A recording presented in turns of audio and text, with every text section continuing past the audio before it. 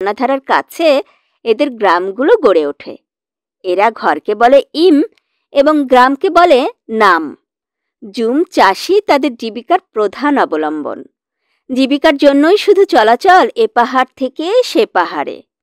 পাহাড়ের গা জুড়ে প্রকৃতি ছড়িয়ে ছিটিয়ে রেখেছে জীবন ধারণের নানা উপাদান।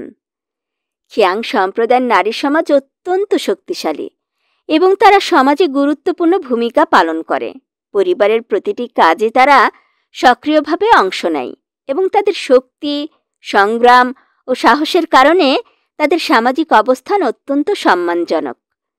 নারী সমাজ এই সম্প্রদায়ের এক অমূল্য রত্ন, যারা নিজেদের ঐতিহ্য বজায় রাখতে এবং ভবিষ্যৎ প্রজন্মকে পথ প্রদর্শন করতে অসীম পরিশ্রম করে। কাজের জন্য নারীদের কাছে বয়স কোনো বিষয়ই নয়। ঘরে বাইরে ওরা সমান।